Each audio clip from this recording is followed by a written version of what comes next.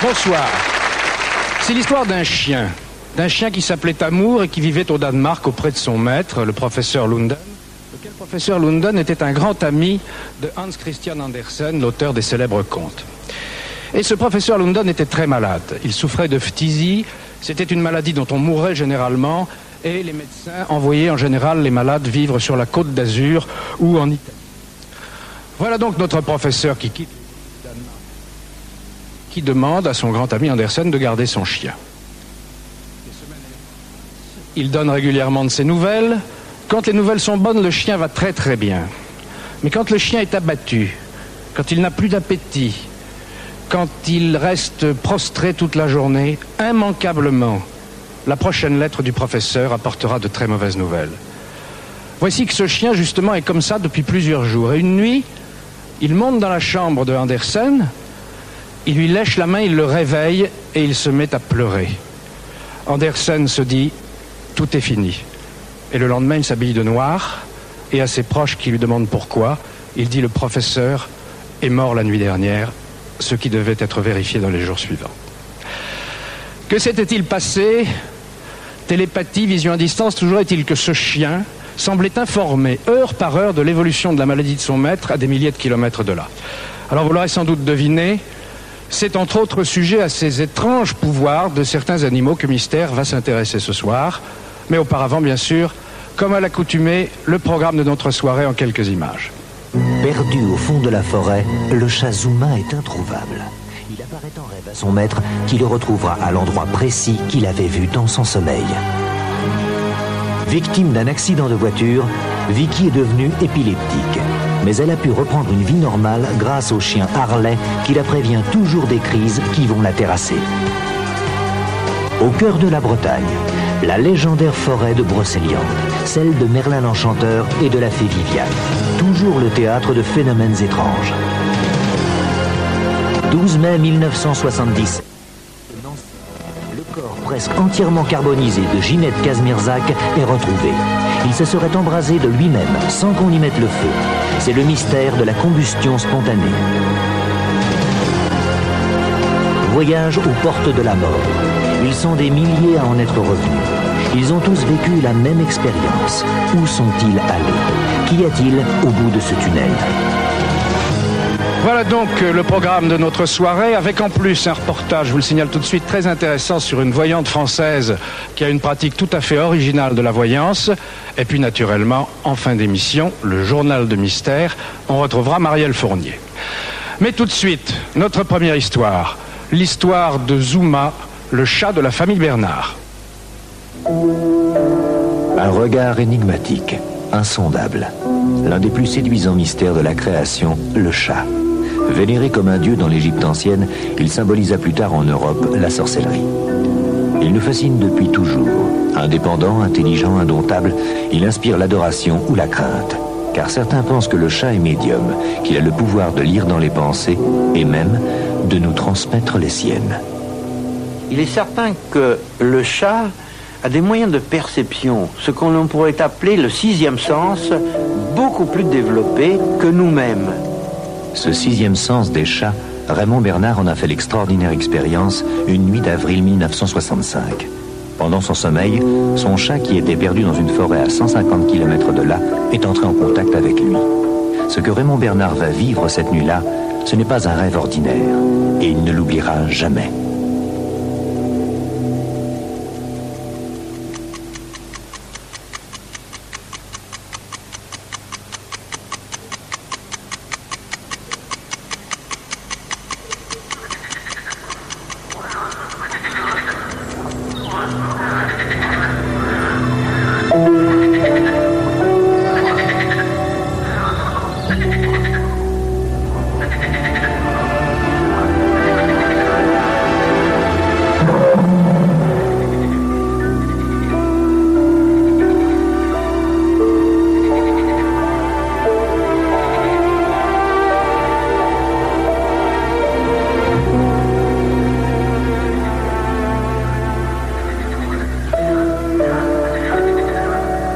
Soudain, il ressentit profondément que le chat lui ordonnait de se souvenir. Ce samedi-là, il avait pris la route avec sa femme et ses 3 enfants pour aller pique-niquer dans la forêt. Arrête. Rosemary Bernard étrenne sa nouvelle caméra. À l'arrière de la voiture, Elisabeth, Jean-René et Yves commencent à trouver le temps long. Ils ont tenu à emmener Zuma, le chat de la famille, âgé de 3 ans. Montre Zuma, Elisabeth. La journée s'annonce belle et ils sont tous à cet instant bien loin d'imaginer ce qui va arriver. Yves, tu te mets vers la gauche et tu arrêtes de te mettre les doigts dans le nez. Allez, poussez-vous un petit peu vers là. Raymond, mets-toi bien à côté des enfants. On fait un grand sourire à la caméra. Voilà. La petite famille est au complet quand soudain... Oh, il est parti le chat. Elisabeth est inquiète, mais sa maman la rassure. Les fugues de Zuma sont toujours passagères. Viens, venez, les enfants. Zuma avait la particularité, à peine arrivé, de sauter à terre, de disparaître pendant des heures dans les buissons. Mais au moment où nous devions repartir, il revenait. La chose a fini par devenir pour nous tout à fait naturelle et pendant peut-être 2 ou 3 ans, nous sortions comme ça avec Zuma qui régulièrement disparaissait et revenait au moment du départ. Mais ce jour-là, au moment du départ, Zuma n'est pas là. C'est terminé. Et Zuma, c'est vrai ça? C'est étrange. Personne n'a vu le chat de la journée. Que se passe-t-il? Il lui est peut-être arrivé quelque chose. Il faut retrouver Zuma. Mais la forêt est tellement grande. Pour les enfants, pourtant, il n'est pas question de repartir sans le chat. On passe plus parler, on reste à deux. Allez, exécution. Au bout d'une demi-heure de cris et de recherches, tout le monde commence à s'inquiéter. Le chat a vraiment disparu. S'il les entendait, il reviendrait sûrement. Où peut-il être? Les enfants continueraient bien à chercher jusqu'à la nuit, mais Raymond Bernard, qui est officier de gendarmerie, ne plaisante pas. Ce soir, c'est son anniversaire et la route est longue pour rentrer. D'ailleurs, pour lui, ce n'est pas si grave. Un chat n'est jamais qu'un chat. Bah écoute, il faut rentrer. Au bout d'une demi-heure, il n'y avait toujours pas de chat. J'ai commencé à dire aux garçons, c'est pas tout ça, mais chat ou pas chat, il va falloir repartir. Bien entendu, j'ai eu droit à une scène de la part de mes 2 garçons qui voulaient absolument pas abandonner leur chat. J'ai encore tergiversé quelques minutes et puis en définitive, j'ai fait preuve d'autorité. J'ai dit chat ou pas chat, il faut qu'on repart. Et nous avons repris la route. Dans la voiture, les enfants sont désespérés à l'idée de ne jamais plus revoir leur chat. Et ils en veulent un peu à leur père de ne pas les avoir laissés chercher leur Zuma plus longtemps. On était complètement abattus du fait qu'on avait la certitude que si on partait là, on ne le retrouverait pas, quoi. Qu'il arriverait quelque chose, qu'il se ferait dévorer par une bestiole, qu'on l'enlèverait, qu'il se ferait écraser en allant sur une route. Enfin, on était absolument certains, là, si on partait, qu'on ne le reverrait jamais. Ce fut un retour bien morose. Mais Raymond Bernard espère bien que son dîner d'anniversaire consolera un peu les enfants. Bon anniversaire. Bah fais-moi la bise. Bah les enfants. On n'a pas prolongé la veillée, j'ai envoyé tout le monde au lit, plutôt excédé parce que j'en avais marre de voir des têtes de sinistres autour de moi. Puis je me suis endormi comme on s'endort quand on est jeune. Raymond a décidé d'acheter un autre chat aux enfants, mais Zuma, lui, en a décidé autrement. Il va contacter son maître.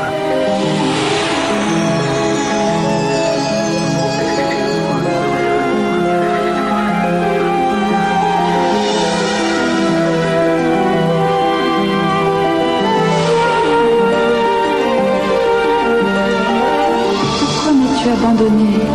Viens me chercher. Viens me chercher. Viens. Quand je me suis réveillé, la perception de cette voix avait été tellement nette que je n'ai pas réfléchi. C'était suffisamment puissant pour me précipiter en bas du lit, me faire habiller. J'ai vu Zuma. Je n'ai pas eu de réflexion, je n'ai pas eu de raisonnement à faire. C'était, je sais pas, d'une puissance telle que, comme si j'avais été dominé par quelque chose presque de plus fort que moi. Je devais faire ce qui m'avait été demandé par le chat, ou tout au moins par la perception de ce que le chat avait pu me transmettre, parce que personnellement, je suis convaincu qu'il s'agit en l'occurrence d'une transmission de pensée d'un animal à un homme. Malgré l'heure, Raymond Bernard, bouleversé par son rêve, réveille aussitôt ses deux fils et décide de partir avec eux chercher Zuma. Comme il n'y a plus assez d'essence dans la grande voiture pour faire une si longue route, ils prennent la 4 chevaux. Pendant le trajet, Raymond raconte son rêve. C'était vraiment, tu sais, comme une voix à l'intérieur. Lui avait l'air d'y croire beaucoup. Nous, on n'était pas vraiment convaincus, mais disons qu'évidemment, on demandait qu'à y croire. Enfin, lui, en tout cas, il avait l'air tellement... il a l'air sûr de le retrouver, en fait. Yves est sidéré. Cela ne ressemble pas du tout à leur père de croire à un rêve et de les réveiller en pleine nuit pour ça. Raymond Bernard a-t-il été appelé par le chat ou vient-il de faire l'expérience de ce que l'on appelle un rêve prémonitoire? Dans les rêves prémonitoires, tous les témoignages que l'on a montrent bien que celui qui rêve est poussé à agir. Dans les 9/10 des cas, il est poussé à téléphoner, à prendre des nouvelles de la personne. Ici, évidemment, ce n'est pas le cas, mais il est tout de même poussé, alors que son tempérament ne l'y prête pas du tout, à obéir à son rêve. Et c'est ça qui fait qu'on peut penser que son rêve est vraiment rentre dans la catégorie des rêves psychiques vraiment prémonitoires, parce qu'il est poussé à l'action. Le jour se lève à peine lorsque Raymond Bernard et ses deux fils arrivent enfin à l'étang du Bois Noir. Aussitôt, ils se mettent en route en silence. Mais la forêt fait des dizaines d'hectares. Par où commencer les recherches?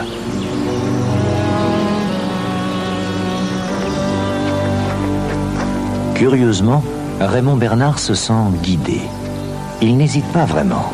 Il se dirige comme s'il savait au fur et à mesure quelle direction il fallait choisir. Comme si quelque chose ou quelqu'un lui indiquait le chemin. Et très vite, l'incroyable va se produire. Zuma est là, exactement comme dans son rêve, dans la même position, au même endroit. Il est évident qu'il y a eu transmission de pensée, car je ne vois pas par quel autre chemin il aurait pu être atteint par ce rêve. Ça venait de quelque part, il fallait bien qu'il y ait un émetteur et un récepteur. Et le récepteur, c'est lui, et le chat était l'émetteur. Les enfants! Les enfants! Les enfants n'en reviennent pas. Leur père avait raison. Zuma lui a montré où il était. Et c'est avec d'infinies précautions qu'ils prennent le chat dans leurs bras. Zuma, tu me connais? Quant à Raymond Bernard, il ne considère plus Zuma de la même façon, car il est maintenant persuadé que c'est bien Zuma qui l'a appelé et guidé. Comment expliquer ce qui s'est passé? S'agit-il d'un rêve prémonitoire ou les chats ont-ils le pouvoir exceptionnel de nous transmettre leurs pensées à distance?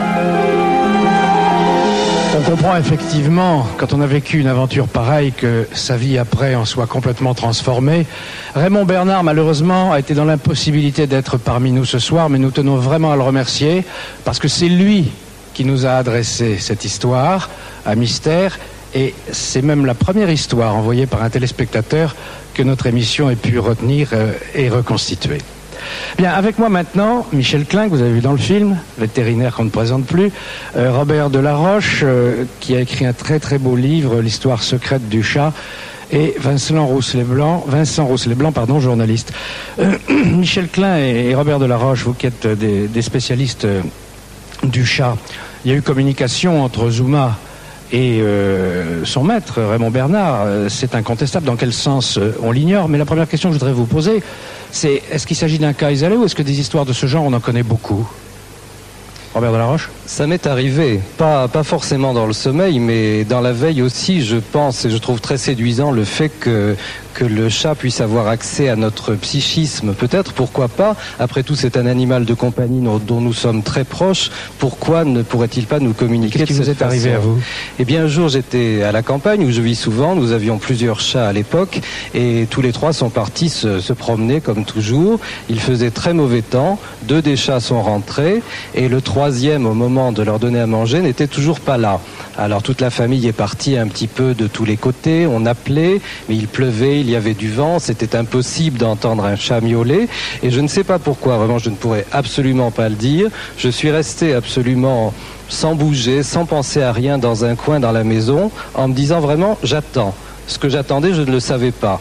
Et puis au bout de plusieurs heures, le chat n'était toujours pas là, et je suis parti comme un automate sur la route, dans une direction que le chat ne prenait jamais, du moins je ne l'avais jamais vu partir dans ce sens-là. Je suis entré sans savoir pourquoi dans un champ, je suis passé par-dessus une clôture, j'ai escaladé je suis entré dans une propriété privée par effraction, si vous voulez, ce qui n'est pas dans mes habitudes. Et là, je suis arrivé dans un bois et dans un fourré de ronces. Le chat était là, la patte prise dans un piège à renard. Et ce chat m'attendait.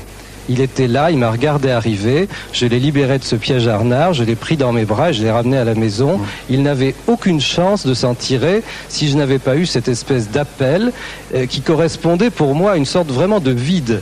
J'étais totalement guidé par quelque chose, je suis parti sans savoir pourquoi et je n'aurais jamais retrouvé ce chat. Qu'est-ce qui vous dit, Robert Delaroche, que c'est le chat qui vous a appelé et que vous n'êtes pas un petit peu voyant ? Ça, je ne sais pas, mais vous savez, je crois qu'avec les chats, et je pense que Michel Klein vous dira la même chose, c'est un animal qui est si familier, si proche de nous, et qui a un psychisme tellement extraordinaire. Après tout, nous n'avons pas la parole pour communiquer avec lui, donc nous l'observons encore plus, et lui nous observe aussi. Et peut-être de cette sympathie mutuelle naît une sorte de transmission de pensée. Je n'irais pas dire que moi j'ai des dons de voyant, mais je pense que le chat en a pour deux. Michel Klein, dans ces cas-là de communication, de quoi s'agit-il à votre avis? De télépathie du chat vers l'homme? C'est le chat qui envoie un message à l'homme? Non, de toute façon, il y a une communication entre tous les êtres vivants, que ce soit entre chats, de l'homme à l'animal, du chat à l'homme, dans tous les sens nous communiquons. Mais là c'est la communication homme-animal qui mais homme-animal, mais bien sûr, il y a obligatoirement la communication est une nécessité vitale. Alors on communique soit par le langage comme nous, soit par des gestes, par des regards, ou même totalement immobile on communique, parce que il y a ce qu'on appelle les phéromones ou les ondes qu'on émane. Là, lorsque nous sommes en train de nous parler tous les deux, eh bien, on essaie de se regarder dans les yeux. Mais il n'y a pas que la parole qui joue. Je suis pas un chat, moi. Mais ça ne fait rien. Mais même lorsqu'on est avec un animal, on n'a pas besoin de lui parler. On peut se faire comprendre. Rien qu'à être là, simplement, immobile. D'autres animaux que les chats peuvent communiquer avec l'homme? Absolument. Tous les animaux. On peut communiquer. Moi, j'ai fréquenté toutes sortes d'animaux, de toutes les espèces, de tous les âges. J'en ai eu moi-même à la maison.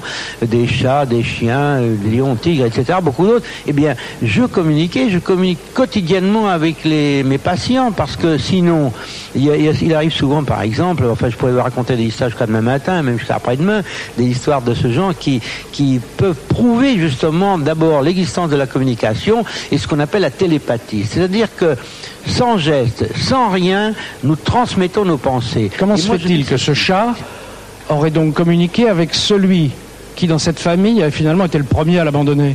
Eh bien, c'est très simple.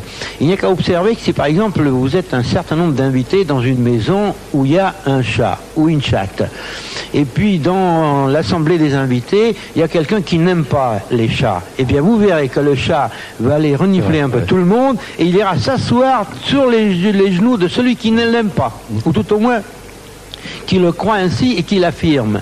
Il y a beaucoup de gens, là, au cours de mon existence, j'ai vu des tas de gens qui disent « Oh, je n'aime pas les chats ». Et puis, quand ils ont fait connaissance un petit peu avec les chats, ils ont été séduits. D'autant que dans l'histoire que l'on vient de voir, finalement, est-ce qu'on peut imaginer une seconde que ce chat Zuma aurait compris que de surcroît, il fallait s'adresser au chef de famille qui était seul à avoir le pouvoir de revenir le chercher? Mais absolument. Le chat a un quotient intellectuel comparable à celui d'un être humain, quelquefois supérieur, souvent supérieur.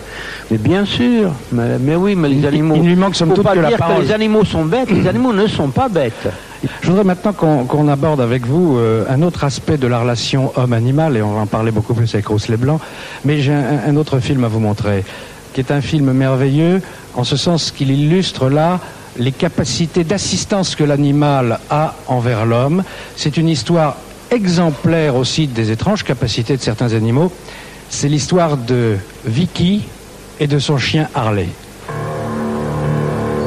Michel Klein, le vétérinaire là. Est-ce que ça peut s'expliquer qu'un chien voit venir à l'avance les crises d'épilepsie d'un épileptique? Moi, personnellement, je trouve ça presque normal, parce que le chien est équipé d'un récepteur, disons, auditif entre guillemets, qui peut enregistrer des microvolts, parce que les crises d'épilepsie sont simplement un survoltage de certaines cellules cérébrales. D'ailleurs, lorsque nous pensons, nous émettons des ondes, et alors celui qui a un récepteur pointu et qui est capable de recevoir quelque chose de très faible, c'est ça les médiums. Dans le fond, ils enregistrent des micro-ondes. Or, le chien est parfaitement bien équipé. Alors pourquoi dans cet élevage-là, et on l'a vu dans le film, ils n'en ont trouvé que 15 jusqu'à présent qui soient capables d'aider les épileptiques en prévoyant leur crise? Attention, parce que tous les chiens n'ont peut-être pas les mêmes capacités. D'abord les retrievers, comme ces chiens, par exemple les labradors qui vont pour les chiens guides aveugles. Là, on a des exemples quotidiens avec les aveugles. Le chien prévoit à l'avance ce qui se passe, et même l'aveugle n'a souvent même pas besoin de demander telle ou telle chose à l'animal. L'animal le sait, il le commande. Donc la télépathie, pour moi, c'est quelque chose de certain entre l'homme et l'animal, et vice-versa. Est-ce qu'en France, à votre connaissance, puisqu'il s'agit de chiens qui aident les épileptiques, on en cherche aussi?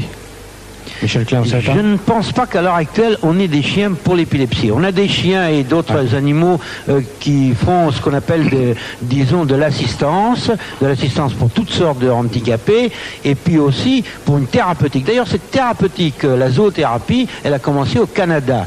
Mais même avant le Canada, il y en avait aux États-Unis, depuis même les années 40 et 50, et aussi en France, on a commencé il y a presque une trentaine d'années. Cette capacité de ce chien Harley, donc, n'aurait rien à voir, selon vous, si je vous ai bien compris, avec la capacité qu'ont la plupart des animaux de prévoir des catastrophes naturelles longtemps à l'avance?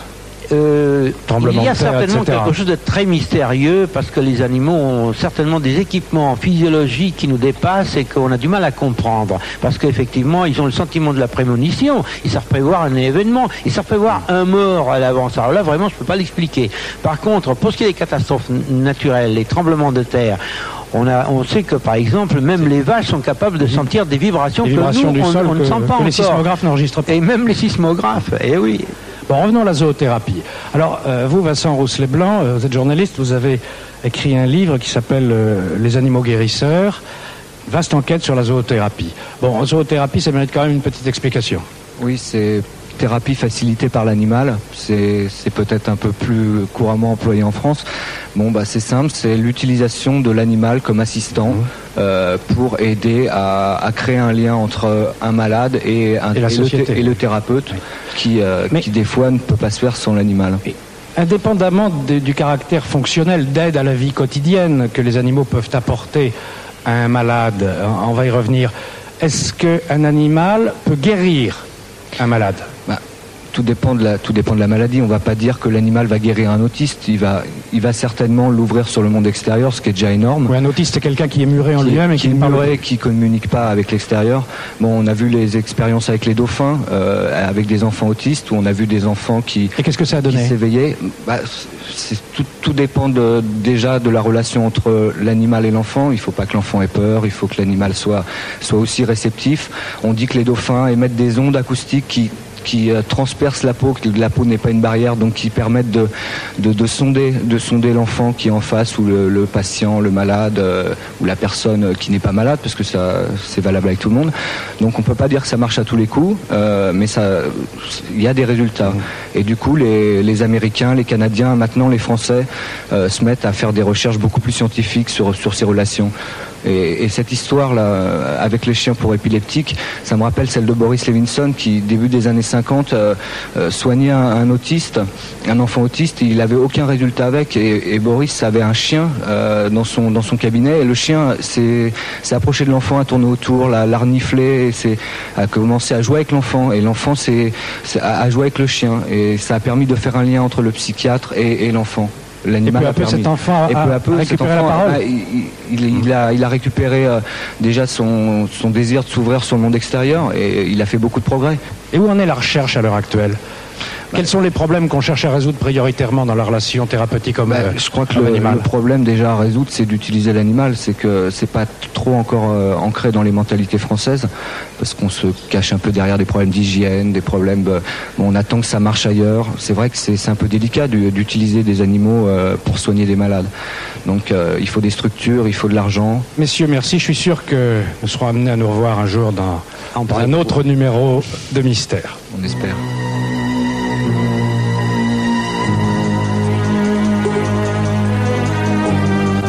Voilà, je vous propose maintenant de suivre un reportage sur une voyante qui travaille en France, qui s'appelle Luce Grimaud, et qui a une pratique tout à fait originale de la voyance, en ce sens qu'elle associe la technologie la plus moderne à la tradition la plus ancienne. Regardez par exemple comment Luce Grimaud utilise la traditionnelle boule de cristal.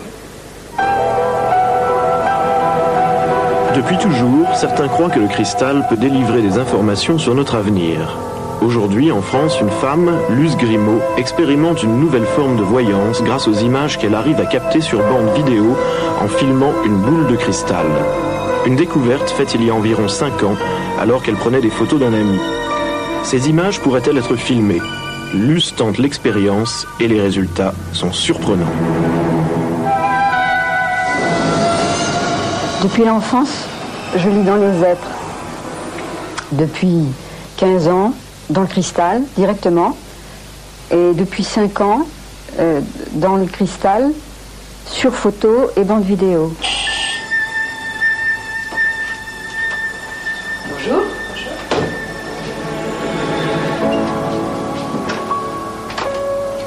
Voilà, défaites-vous. Posez vos affaires ici. Immédiatement, je lui demande surtout de ne rien dire, de vite venir passer la blouse blanche, car chacun doit porter une blouse blanche, comme moi, pour éviter les interférences de la pièce et les doutes. Et tout de suite, je demande à ce qu'on s'asseye là, et vite, je prends le film, de façon à ce qu'on n'ait pas le temps de parler, pas le temps de réfléchir. Il ne faut pas laisser s'établir cette espèce de crainte qu'ont les gens en venant ici. Au moment où je prends le film, ni lui ni moi ne devons parler. Sinon, j'aurais peur d'une influence quelconque. Ça n'est qu'après, à la lecture, que tous les deux, nous avons droit de parler. Très lentement, Luce Grimaud filme en tournant autour de la boule de cristal, tout en essayant de relever le moindre indice sur son écran de contrôle. En effet, je vais chercher les images en tournant autour du cristal pour gagner du temps. Je me suis rendu compte que c'est en procédant de cette manière, d'abord que j'allais puiser dans le passé, puis le présent, puis l'avenir.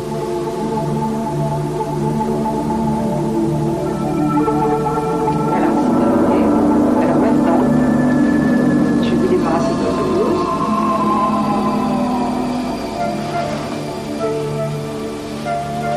Vous pouvez tourner votre fauteuil dans le sens de la lecture, car nous allons lire sur cet écran de télé. C'est une matérialisation des informations que vous contenez. Alors ça, c'est extraordinaire.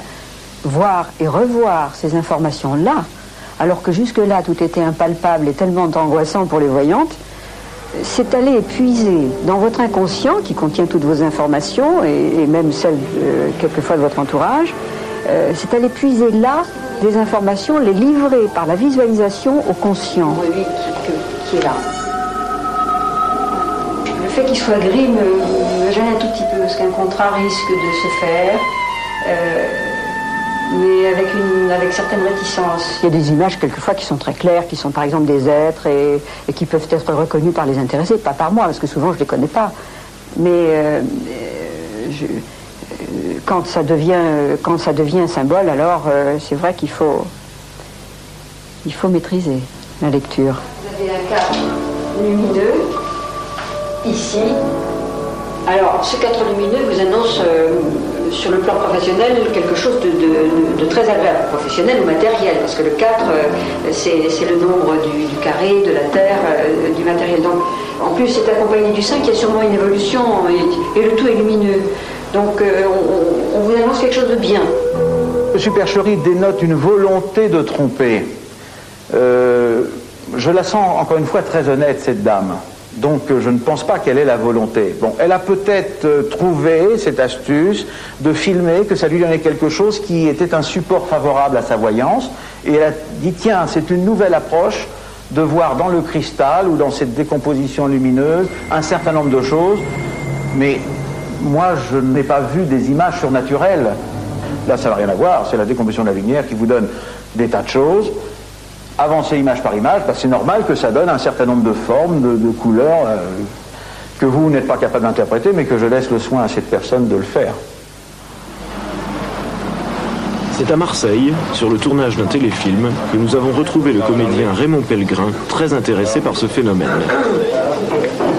Luce a fait mis en marche sa caméra, et sur l'écran de contrôle est apparue une image étrange, floue, bizarre, une petite tache noire un ovale de visage, et je vois apparaître le visage de ma petite fille, Mélanie. Je dis à Luce, arrêtez, arrêtez, arrêtez. Je sors un portefeuille, celui-ci d'ailleurs, dans la poche de mon pantalon derrière. Je dis, mais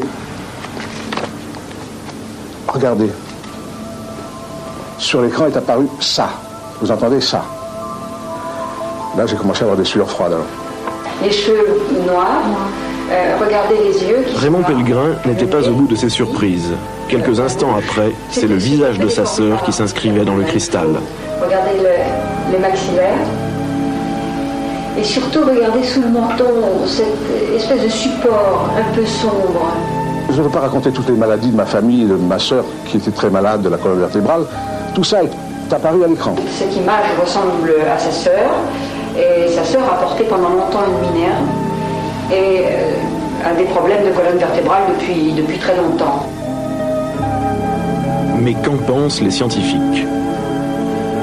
Bien, en effet, c'est une façon assez originale d'utiliser la boule de cristal. J'imagine que la plupart des Madame Irma s'en sont peut-être choquées. Toujours est-il que Luce Grimaud aimerait beaucoup que des scientifiques s'intéressent à sa façon de faire, car il y a des scientifiques qui s'intéressent à la voyance, et elle leur propose de se prêter à toute expérimentation de laboratoire conduite avec toute la rigueur scientifique possible. Alors, s'il y a des chercheurs que ça intéresse, qui nous contactent, et on les mettra en rapport avec Luce Grimaud.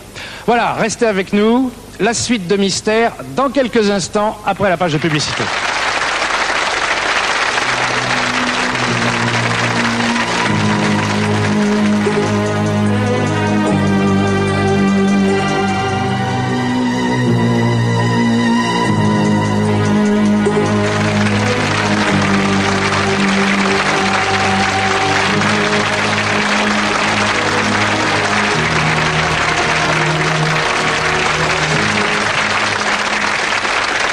Le roi Arthur, les chevaliers de la table ronde, vous connaissez, Lancelot du Lac, la fée Morgane aussi, ainsi que Merlin l'Enchanteur et la fée Viviane.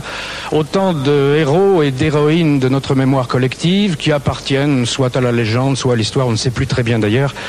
Eh bien, je vous propose de les retrouver tous dans le film que voici. Regardez bien, vous allez voir à quel point la magie, la légende du passé rejoint et colore la réalité d'aujourd'hui.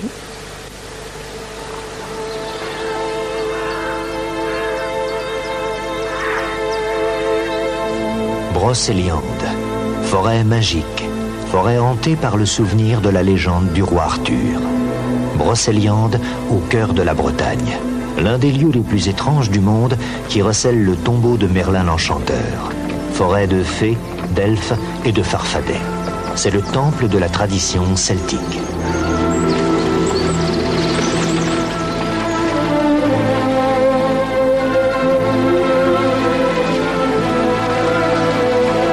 C'est ici que les chevaliers venaient se confronter au surnaturel et s'initier au savoir des druides.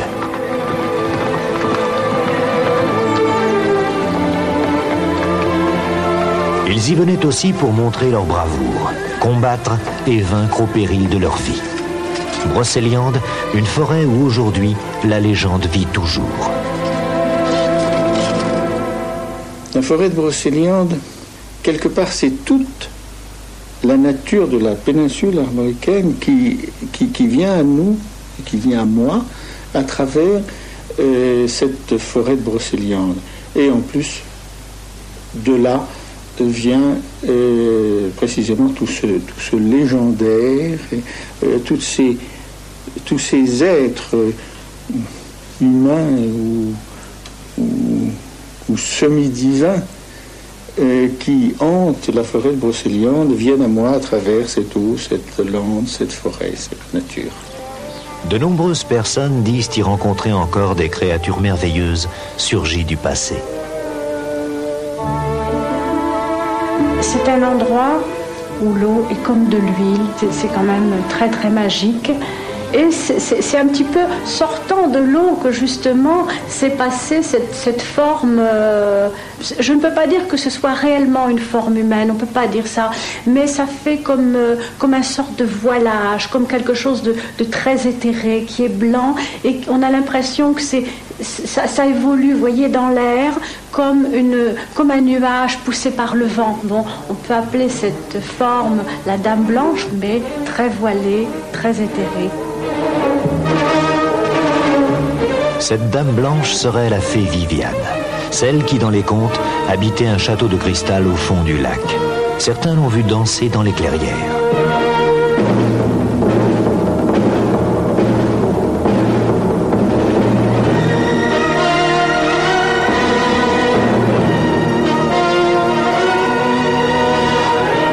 Elle n'apparaît qu'à ceux qui se laissent porter par la majesté des lieux, et cela depuis des siècles.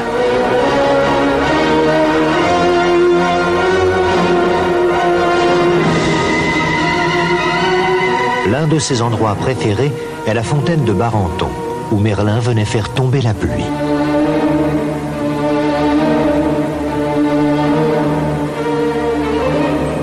Lieu magique où le végétal s'unit au minéral, où les chênes et les pierres s'entremêlent de façon inexplicable et où parfois, aujourd'hui encore, Merlin apparaît.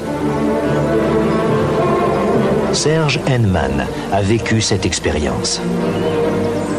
Arrivé à cette fontaine magique, là, en contemplant la fontaine et puis ces bulles qui sortent et puis qui sont comme une sorte de dialogue, et est apparu le visage de Merlin qui nous regardait, l'air un peu malicieux.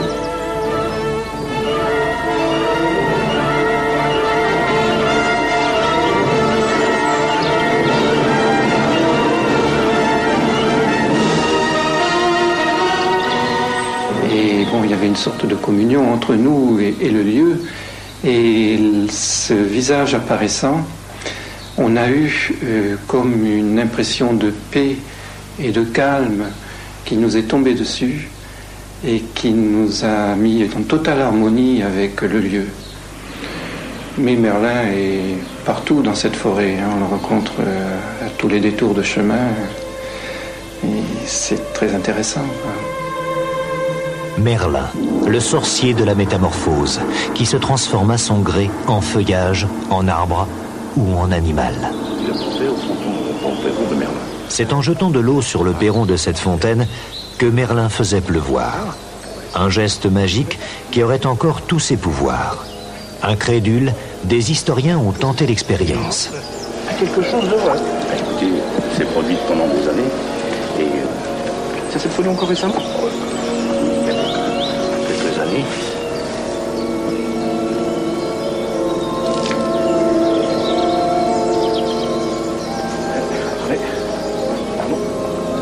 Ce n'était sans doute qu'un mythe, puisque rien ne se passait. Mais soudain...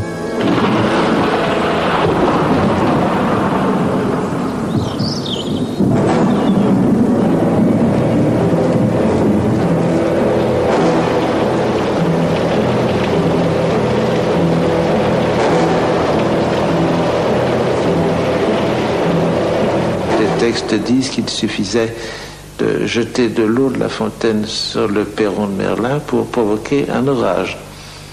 L'expérience a été faite au Congrès arthurien de 1954. Et l'orage a été d'une importance remarquable, puisque les cars se sont embourbés et les congressistes aussi. Brocéliande, c'est aussi le berceau d'un merveilleux chevalier qui fut enlevé dès sa naissance par la fée Viviane. Elle l'emmena dans son château de cristal au fond de l'eau, où elle l'éleva avec amour et en fit un preux chevalier. On le surnomma Lancelot du lac. Quand il se sentit prêt, Lancelot partit à la quête du Saint Graal.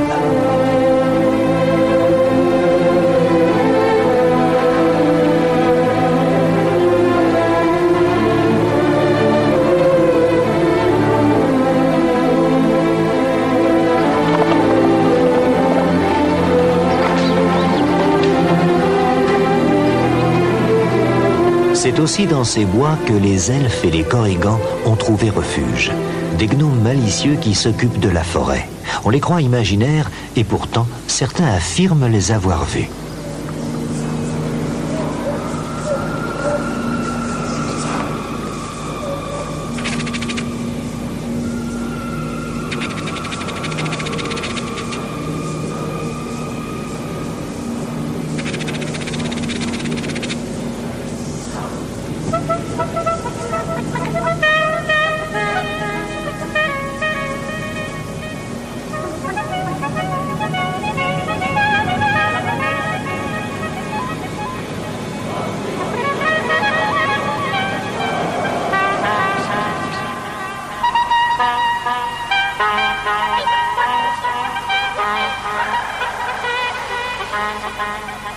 je voyais ceux qui étaient dans les airs, plus transparents que les autres, et les autres qui étaient sur le sol étaient plus petits, comme les lutins qu'on représente dans nos histoires d'enfants. Et tout en avançant, je les voyais se mettre en ronde et danser follement en rond, et nous dire à ce moment-là, et me dire véritablement qu'ils avaient envie d'être reconnus et de savoir de pouvoir dire à tous les humains qu'ils existaient vraiment. Pas seulement dans les légendes, mais en réalité. Mais Brocéliande est avant tout la forêt des druides qui officie toujours dans la pure tradition du culte celte. Le sens du druidisme, c'est d'être en quelque sorte le pont, le passage, le gué entre deux mondes. Entre le monde concret dans lequel nous sommes là et ce que nous appelons l'autre monde, c'est-à-dire le monde de l'esprit, le monde de la conscience et de la conscience supérieure, et en quelque sorte entre le monde des hommes et le monde des dieux. C'est dans le manoir du Tertre qu'a vécu l'une des plus grandes figures du druidisme breton, Geneviève, qui, dans les années 60, fit une étrange prédiction à un petit garçon de 9 ans. Ce jour-là, le petit Hervé et ses parents s'étaient rendus au manoir pour déjeuner. S'étant attardé dans le jardin, le petit garçon est seul quand il pénètre enfin dans le manoir.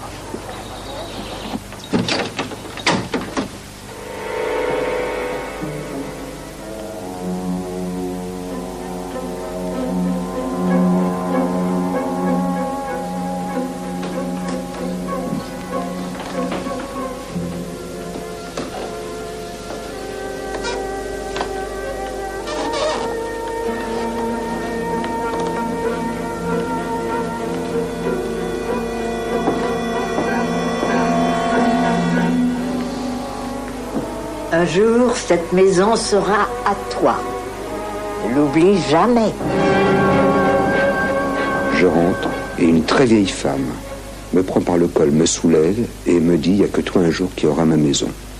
Terrifié, je suis parti, pendant que mes parents mangeaient.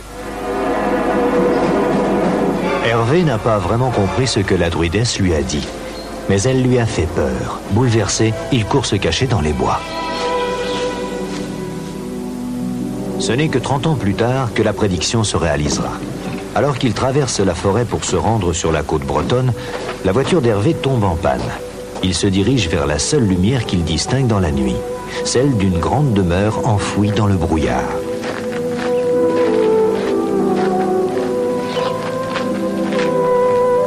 La porte n'est pas verrouillée et, une fois à l'intérieur, quelque chose lui semble familier.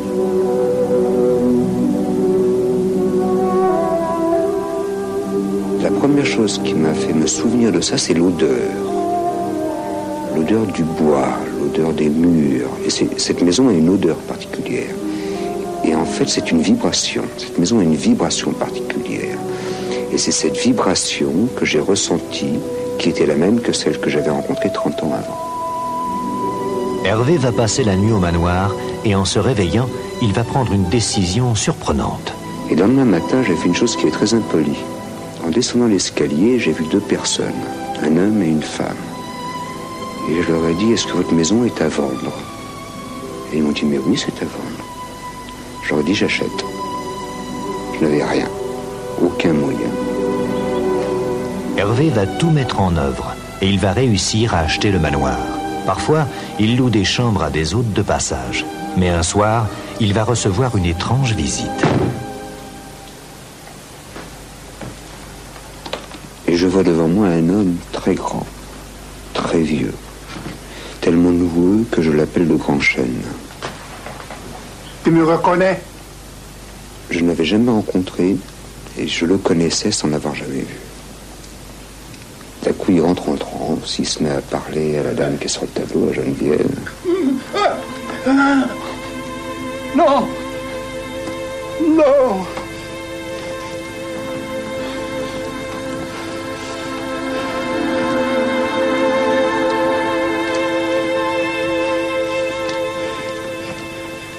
C'est alors que le vieil homme leur fait une curieuse révélation. Ne bougez pas. Ce sera votre mari.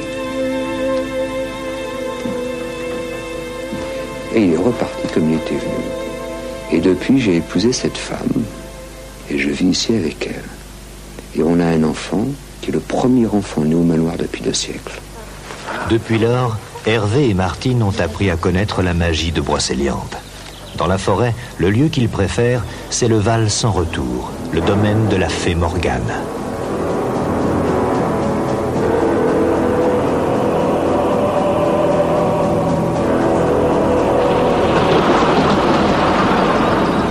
La légende raconte qu'elle emprisonnait les chevaliers qui avaient succombé à ses charmes.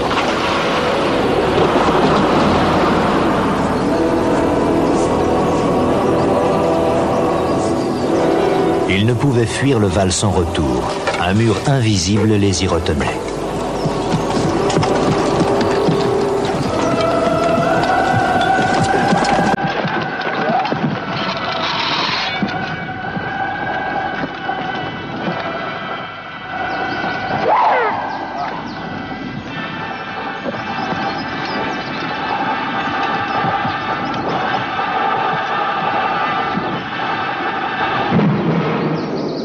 Seul un chevalier au cœur pur pourrait les délivrer. Depuis longtemps, Morgane désire séduire le valeureux chevalier Lancelot. Alors qu'il est endormi, elle lui fait boire un philtre d'amour.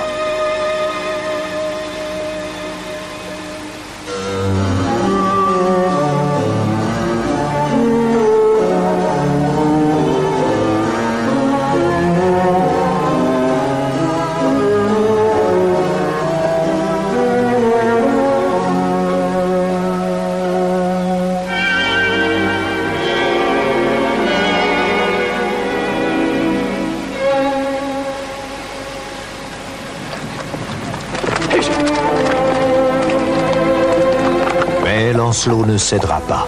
Il restera fidèle à la reine Guenièvre qu'il aime en secret. Pour la première fois, l'innocence a triomphé des maléfices de la fée Morgane. Grâce à Lancelot, les chevaliers seront tous libérés.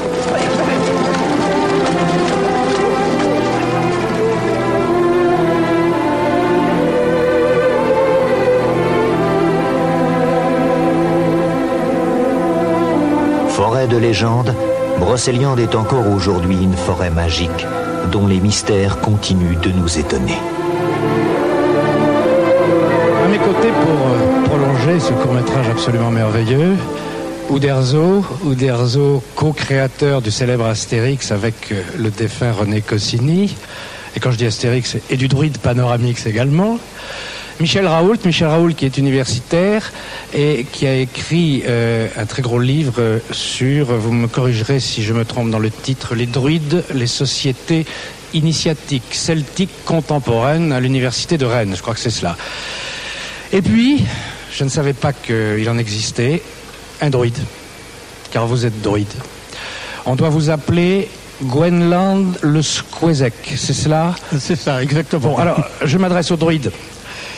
On vient de voir dans ce film des gens très sensés, apparemment, une infirmière, un architecte, etc., qui affirment avoir vu dans la forêt de Brocéliande, Merlin l'Enchanteur, la fée Viviane, des elfes, des farfadets, etc. Alors évidemment, on est quand même un peu surpris devant ces affirmations. Est-ce que vous les avez vus, vous ? Ou est-ce qu'on est en pleine légende et en pleine affabulation ? Non, pas du tout. On voit beaucoup de choses en Brocéliande. On voit beaucoup de choses, surtout quand il y a... Comme je vous vois ? Surtout quand il y a du brouillard, exactement comme on en avait sur le film. Là. Le brouillard contribue à produire des images étonnantes. On y voit donc ce que l'on veut y voir. Ah, certainement, oui. Certainement. Certainement, cela ne veut pas dire qu'on ne le voit pas. On le voit. J'ai vu moi-même des choses qui, certainement, n'avaient pas de réalité concrète. C'est-à-dire que si j'avais essayé de les toucher, ils m'auraient échappé. Mais... Elles existaient pourtant, selon vous ? Mais bien sûr. Du moment que vous voyez quelque chose, elle existe au moins pour vous. Et si vous êtes un certain nombre de gens à voir ces choses. Elles existent. Et ça veut dire qu'elles ont une existence objective, ces choses, en dehors de vous? C'est-à-dire qu'elles ont une réalité qui est capable de mouvoir les choses. Vous ne croyez pas que la Vierge que Bernadette a vue à Lourdes n'a pas remué des milliers et des millions d'hommes qui sont venus à Lourdes à sa suite? C'est la même chose. Je voudrais m'adresser à Albert Uderzo en tant que, je le disais, co-créateur de cette célèbre, extraordinaire bande dessinée Astérix. Qu'est-ce que vous éprouvez quand vous voyez ce film et quand vous écoutez les propos qu'on vient d'échanger? Je suis très preneur pour ce genre de légende, parce que c'est une légende extraordinaire qui nous est un peu pris d'ailleurs par les Américains, parce que les Américains s'en servent ô combien, plus que nous d'ailleurs. Mais d'abord, j'aimerais quand même exprimer mon contentement et ma joie de connaître enfin des vrais droïdes. Mais vous êtes pas courant chez moi. Quand vous avez créé Astérix avec Goscinny, j'imagine que vous êtes énormément documenté. Deux spécialistes sous la main. Vous connaissez la bande dessinée, tous les deux. Bon, oui, sûr. Non, je voudrais vous rassurer tout de suite. Sur le fond, elle a votre approbation, vous qui êtes droïde et spécialiste? Ah oui, mais tout à fait. D'autant plus qu'il a même réussi à faire cette distinction extraordinaire, parce que c'était pas évident entre à l'intérieur de l'ordre des druides, du druide à proprement parler, du barde qui est représenté aussi, et du vat également, avec une peau de loup sur la tête. Et en fait, c'est tout à fait traditionnel. Et même dans le renouveau récent du druidisme, dans la renaissance relativement récente du druidisme du siècle dernier, disons, et des 2 siècles derniers, il y avait un archidruide qu'on appelait l'archidruide du Pays de Galles à l'époque, qui portait une peau non pas de loup mais de renard sur la tête. Alors donc c'était assez bien vu. Vous voilà Uderzo avec un brevet d'exactitude. Oui, je voudrais quand même exprimer ce que j'ai comme culture dans ce domaine. Ça rase les marguerites. Hein. Oui. Vous savez, c'est parti en fait d'une histoire très simple. Nous sommes partis de notre Malaïsac bien connu à ma génération, où les druides étaient des hommes très sages, bien entendu, qui étaient habillés d'un grand vêtement de lin blanc et qui allaient de temps en temps avec leurs faucilles d'or cueillir du gui pour faire des potions magiques. Voilà, et ça s'arrêtait là. Alors quand vous me dites que j'ai certainement des connaissances très nettes dans le domaine, ça n'est que pure coïncidence, je dois vous le dire. Moi, je suppose que je suis comme beaucoup de ceux qui nous regardent en ce moment, et je m'adresse à la fois à Michel Raoult et à vous. Vous êtes grand druide, c'est cela? Je suis grand druide de Bretagne, oui. Vous cueillez le gui? Est-ce que vous pratiquez la cueillette du gui avec une serpette en or? Notamment. Avec une serpe d'or, certainement pas, parce que je vous défie bien, je défie quiconque de couper quoi que ce soit avec une serpe d'or. C'est vrai. Je suis désolé. Bon. Vous êtes grand druide, c'est un sacerdoce. D'accord. C'est un sacerdoce. Alors, est-ce qu'à l'équivalent du prêtre qui doit dire la messe tous les matins, vous avez une obligation, je ne sais pas moi, demain ou dimanche? Non, mais j'ai eu une obligation il y a quelques jours, le 1er mai. J'aurai une autre obligation au solstice d'été. J'en aurai une autre au mois de juillet. J'en aurai une autre au 1er novembre. C'est quoi? C'est de pratiquer des rites, des cérémonies rituelles? Oui, absolument. Qui consiste en quoi? Qui consiste comme toutes les cérémonies religieuses, dans une mise en relation avec l'universel, ce qu'on peut appeler l'universel. À travers la nature, toujours. C'est-à-dire que nos cérémonies sont toujours à l'extérieur.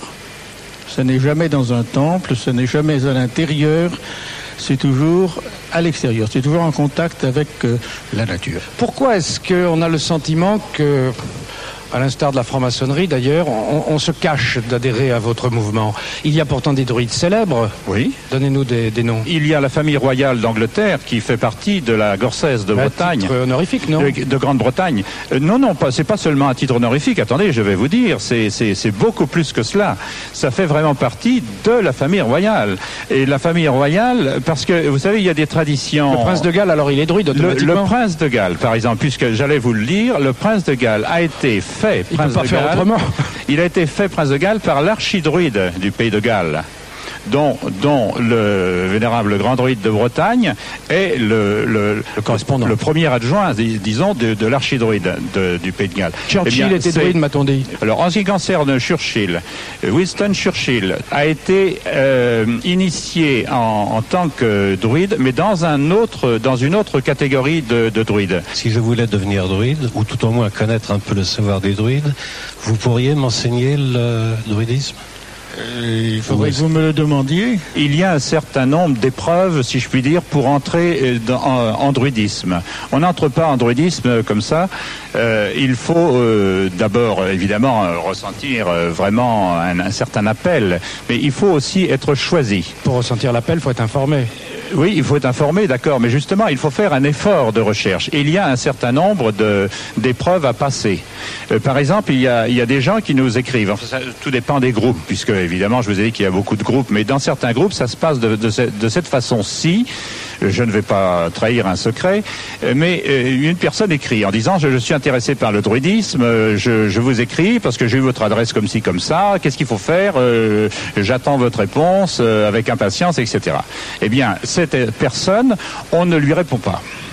On ne lui répond pas, pourquoi ? Parce qu'on veut la soumettre à l'épreuve pour voir si vraiment c'est une personne qui s'intéresse vraiment à la question. Vous attendez sa deuxième lettre ? On attend sa deuxième lettre. Combien de temps ? Et on note qu'on a reçu 2 lettres. Et on ne lui répond pas encore une deuxième fois. On ne peut pas vous accuser de faire du racolage ou du prosélytisme. Non, mais pas du tout, mais absolument pas, justement. Alors là, ça risque pas. Et ce n'est qu'à la 3e lettre que cette personne aura écrit qu'on commencera un début de réponse. Et un début de réponse assez flou, n'est-ce pas ? Alors, pas de ça que vous l'avez dit, sur les téléspectateurs qui veulent entrer en druidisme, ils savent qu'ils vont vous écrire 3 fois, donc ils vont faire les 3 lettres d'un coup. Alors, vous voyez, ceci ne se fait pas dans tous les groupes, mais dans certains groupes, ça se passe comme ça. Dans d'autres groupes, on va vous demander de faire la preuve que vous êtes vraiment intéressé. Par exemple, on peut vous demander d'apprendre le breton si vous ne le savez pas, ou d'apprendre une langue celtique. Et je vous assure que c'est pas de la tarte, ça se fait... C'est un travail assez de longue haleine. Pourquoi Michel Raoult et vous, on trouve parfois des raisons, mais difficiles à cerner, qui font que l'on associe en général le mouvement druidique au nationalisme, à l'Occident, ce qui rappelle quelque chose, par conséquent, à l'extrême droite ? J'ai pris à ce sujet des positions extrêmement nettes. Il y a, en 1988, j'ai pris position en faveur de la Déclaration universelle des droits de l'homme, contre le racisme, contre les mouvements ultranationalistes, et en particulier nationalistes d'extrême droite, parce que je pense que on nous a quelque part, et je pense quelque part, et ça explique un petit peu ce que vous disiez tout à l'heure, voler, parce que je pense que le mot n'est pas trop fort, et c'est Occident qui a commencé par nous voler l'un des symboles les plus sacrés du druidisme, à savoir la croix celtique. La croix celtique qui est un symbole très important du druidisme et qui n'a rien à voir avec l'extrême droite. Je pense que c'était extrêmement important et je tenais à signaler cette position et il n'y a absolument aucune raison de confondre le druidisme avec l'extrême droite. Bien, en tout cas, je vous remercie d'être venu parce que vos pratiques, souvent caricaturées, confèrent au mouvement druidique un caractère un petit peu désuet. Il n'était pas obligatoire pour vous de venir vous expliquer avec cette franchise. Je vous en remercie beaucoup. Merci Albert Uderzo. La suite de Mystère.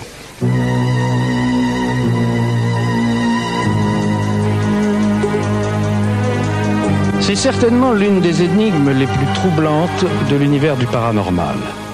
On appelle cela la combustion humaine spontanée. En voici un exemple. Il n'y a pas si longtemps, c'était en Lorraine, il y a un peu plus de 15 ans. De l'Antiquité à nos jours, on rapporte plusieurs cas d'un phénomène étrange. Des corps humains réduits en cendres qui auraient pris feu soudainement. Sans explication. C'est ce qu'on appelle la combustion humaine spontanée. Jadis, on pensait que le feu du démon dévorait le corps des alcooliques et des êtres immoraux. Ce mystérieux feu consume ses victimes sans que le décor qui les entoure ne s'enflamme. Pourquoi un corps détruit par le feu ne propage pas la combustion aux organes combustibles, comme du papier, donc quelque chose de fragile, qui se trouve à proximité. Là, on ne comprend pas. Alors que dans une combustion classique, je vous prie de croire qu'un journal froissé à 50 cm d'un foyer naissant, indiscutablement, va brûler rapidement. Et là, c'est pas le cas. Vous savez, en matière scientifique, il y a beaucoup de choses qu'on ignore totalement. Donc quand on ne comprend pas, on dit « je ne comprends pas ». On ne peut pas expliquer en l'état de l'enquête le mode de combustion ou le mode d'inflammation de telle et telle chose ou de tel cadavre. C'est tout, on s'arrête là. Au mois de mai 1977, à Uruf, un petit village situé à quelques kilomètres de Nancy, la vie suit son cours.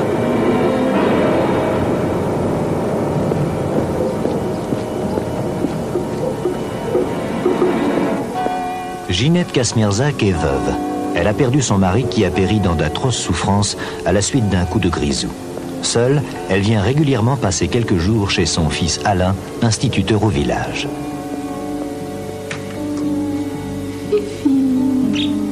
Madame Kasmierzak n'avait pas réussi à se remettre de la mort de ce mari. C'était une femme qui était triste, c'était une femme qui se sentait seule, qui se sentait abandonnée et qui voyait sa vie petit à petit se refermer à partir du moment où ses enfants prenaient leur envol, notamment par le mariage.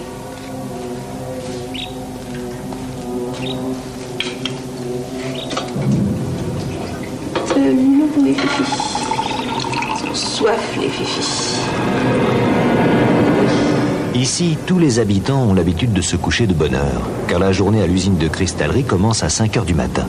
Ainsi, Madame Saller, la voisine de palier de Madame Kasmierzak, se met au lit à 20h30.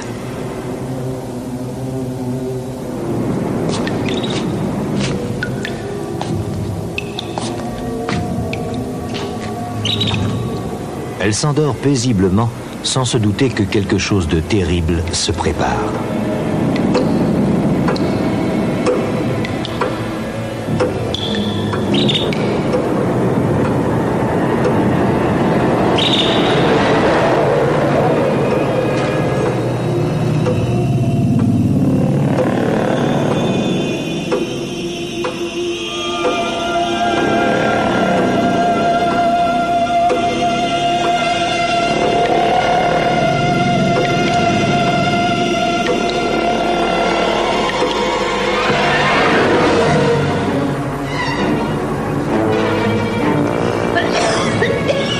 Au petit matin, Madame Saller est brusquement tirée de son sommeil par une épaisse fumée qui envahit son appartement.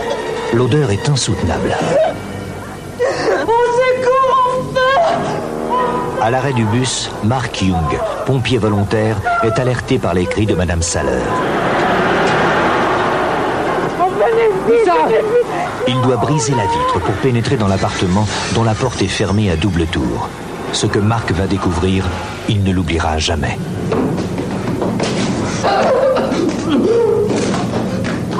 Le corps, il avait plus que les deux jambes, le bas de la robe. Elle avait ses claquettes qui étaient restées à 10 cm peut-être, qui étaient tombées. Elle était tombée à la renverse sur le dos. Il lui restait juste un bras. Et puis les deux jambes étaient intactes. Les chaussures n'étaient même pas noircies. Quelques heures plus tard, la gendarmerie de Colombelles-et-Belles ouvre une enquête sur la mort mystérieuse de Madame Kasmierzak. En effet, les gendarmes constatent qu'il n'y a aucune trace d'incendie pouvant expliquer l'état du corps de cette femme, à moitié réduit en cendres. Et c'est la première des choses que vont faire les gendarmes. Ils vont décrire les lieux, ils vont décrire notamment tous les objets qui se trouvent dans chaque pièce, l'état de ces objets. Mais les gendarmes ne sont pas des spécialistes des problèmes d'incendie, ni, évidemment, ne sont pas des médecins légistes. Le juge d'instruction va à ce moment-là demander à ce qu'il y ait des experts qui viennent, et il va demander à ces experts qu'est-ce qui a pu provoquer l'état dans lequel on a trouvé le cadavre. À son arrivée, l'expert judiciaire procède à son tour à un état des lieux. Mais déjà, il s'interroge sur certains éléments troublants qu'il constate. On va trouver les deux canaris dans leur cage morts, mais ils ne sont pas brûlés, ils ne sont pas noircis par de la fumée, ils ont simplement été certainement asphyxiés par la fumée, mais sans être noirci, ce qui est là aussi quelque chose de bizarre à partir du moment où tout le reste des murs est plein de noir de fumée. L'expert incendie a essayé de comprendre comment le feu avait pu prendre d'abord et comment ensuite il avait pu brûler à un tel point Madame Kachmirzak. Ensuite, il y a eu des analyses de fait sur les traces trouvées sur les murs et sur une partie du soutien-gorge de Madame Kachmirzak qui avait été trouvée. Sur le bras, il n'y avait même pas de cloque, donc de brûlure au deuxième degré. Alors qu'il y a eu quand même une chaleur importante à proximité. C'est des choses qu'on arrive mal à comprendre. Comme si le feu minait le corps et se concentrait, si vous voulez, dans un espace restreint sur le corps de l'individu et à l'intérieur et en profondeur. Alors que les dents de la victime ont disparu, l'expert retrouve son alliance intacte. Elle n'est même pas déformée par la chaleur.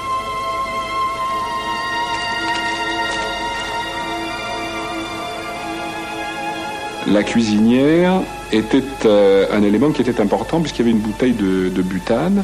Cette bouteille de butane était fermée et les boutons de la cuisinière étaient fermés. Donc a priori, pas de flamme de ce côté-là. Par contre, on a trouvé une bombe insecticide.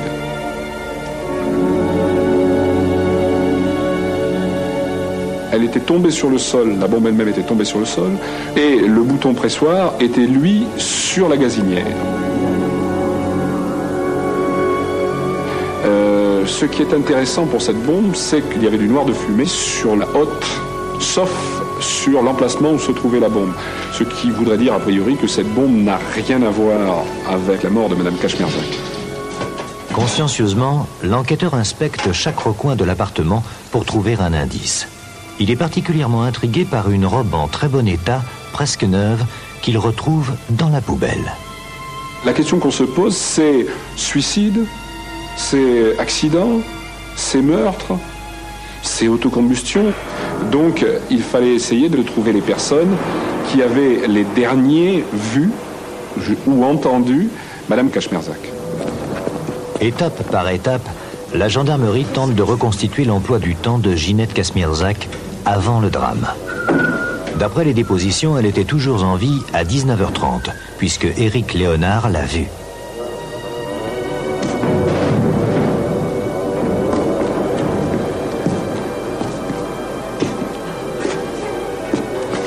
Qui est là?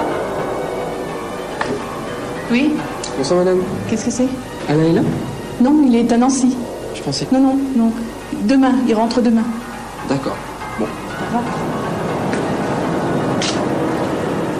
Les témoins ont aussi donné quelques indications sur les habitudes et la personnalité de la victime. Elle avait très peur des insectes et utilisait fréquemment des bombes insecticides.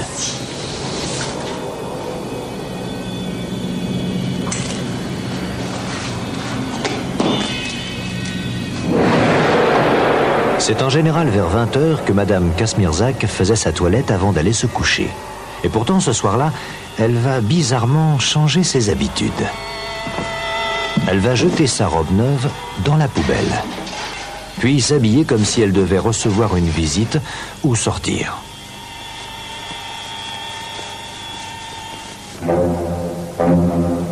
À 20h20, Jean-Michel Chion et Michel Potier se rendent à l'appartement. Ils ont besoin de peinture pour la préparation d'une fête communale et viennent naturellement faire appel à l'instituteur du village. Oui, bonjour, c'est Jean-Michel. Est-ce que Alain est là? Alain est à Nancy. Revenez demain. Bon, on reviendra demain alors. J'étais parti voir M. Kachmirzak. C'est sa mère qui m'a répondu. Mais elle m'a pas ouvert la porte. Elle m'a juste répondu que son fils n'était pas là. La gendarmerie m'ont appelé à la mairie. Comme j'avais discuté avec la femme là, à travers la porte, puisqu'elle n'a pas ouvert. Et puis d'après la gendarmerie, je serai le dernier à avoir parlé à la dame là. Le parquet de Nancy a prononcé une ordonnance de non-lieu concernant la cause et l'origine de la mort de Madame Kachmirzak. Mais pour certains, le phénomène de combustion humaine spontanée s'explique par l'effet bougie. Un corps humain brûle mal spontanément. Si vous essayez d'enflammer avec un briquet ou un chalumeau un corps humain, c'est très difficile à brûler. Ça va s'enflammer un tout petit peu au niveau de la graisse, mais mal. Et par contre, si la graisse imprègne un autre tissu un petit peu plus solide et moins combustible, là, il y aura cet effet bougie. La mèche va permettre la combustion. Ça, on le comprend. Mais ce qu'on comprend mal, c'est que une autre partie du corps, notamment les jambes revêtues de bas, ne soit pas affectée par la chaleur. Alors qu'il se trouve à quelques centimètres d'un foyer profond. La combustion profonde du corps. C'est ça qu'on ne comprend pas. Certains psychiatres avancent une autre explication. Une personne en état de dépression extrême pourrait prendre feu spontanément de l'intérieur. Il s'agirait donc d'une sorte de suicide inconscient. Madame Kachmirzak était fragile, puisqu'elle avait fait 2 fois des tentatives de suicide, notamment par le gaz. Les spécialistes sont divisés. Effet bougie, suicide psychique, l'autocombustion humaine demeure aujourd'hui encore un mystère. Bien, ce qu'on vient de voir est absolument terrifiant, ça fait même très très peur. Je voudrais qu'on explique un peu maintenant, si tant est qu'on puisse expliquer. Alors j'ai à mes côtés Jean-Pierre Fabre, qui est officier de gendarmerie en disponibilité et qui a enquêté, d'ailleurs écrit un ouvrage qui s'appelle Les feux meurtriers sur cette affaire et sur les autres. Et puis le professeur Jean Dierkens, que les téléspectateurs de Mystère reconnaissent peut-être, puisqu'il a déjà été des nôtres. Le professeur Jean Dierkens est donc professeur de psychologie à l'université de Bruxelles et également praticien, puisqu'il est médecin psychiatre. Bon, c'est exceptionnel. Je suis sûr que 8 personnes sur 10 qui nous regardent ce soir n'ont jamais entendu parler de cas de combustion humaine spontanée. On comprend d'ailleurs que finalement on fasse un certain silence autour de ça, parce que c'est absolument horrible. Cela dit, c'est pas un cas isolé. On a recensé combien de cas ? Il est difficile de dire exactement le nombre de cas, puisque, encore une fois, les scientifiques là-dedans ne sont pas d'accord sur le terme. Enfin, la littérature. Disons que depuis à peu près le XVIIe siècle, on a recensé plusieurs centaines de cas, voire un millier de cas dans le monde. Quelle chaleur faut-il, et pendant combien de temps, pour réduire un corps humain en cendres ? La chaleur est évidemment très élevée. La chaleur, a priori, d'après des experts en incendie, des pompiers, je dirais que la chaleur est de l'ordre de 1200 degrés. C'est pratiquement la chaleur d'un chalumeau oxydrique. Et pendant combien de temps pour réduire un corps humain en cendres ? Pour réduire un corps humain en cendres, il faut compter une dizaine d'heures environ. Alors, comment expliquer dans ces cas-là ? Je sais que tout ça est évoqué dans le film, mais il faut y revenir parce que c'est incroyable. Comment expliquer dans ces cas-là qu'une telle chaleur qui se prolonge aussi longtemps ne fasse aucun dégât alentour ? Alors, là aussi, parce qu'on a vu que ses bas, ses chaussures, sa bague, tout à fait. Alors, alliance. Je reprendrai ce que disent les scientifiques et les médecins légistes là-dessus, certains médecins légistes. Le corps humain brûlerait un petit peu comme brûle une bougie. Oui, mais cet effet bougie, enfin oui. Voilà, c'est l'effet bougie, c'est-à-dire que la graisse elle-même brûle très lentement et elle brûle dans une circonférence très très restreinte, et c'est ça qui créerait en fin de compte, c'est cette chaleur concentrée, forte mais concentrée, qui serait le fondement de ce type de cas. Parce que presque rien n'avait brûlé dans sa chambre. Non, pratiquement, non, rien n'avait brûlé, simplement il y avait du noir de fumée, il y avait des traces de fuel.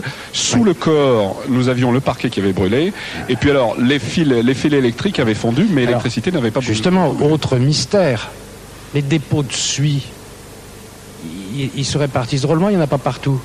Les serins n'avaient pas de suie sur leurs plumes, les chaussures de Madame Kachmirzak étaient encore blanches, impeccables, la suie ne s'était pas déposée partout, c'est curieux.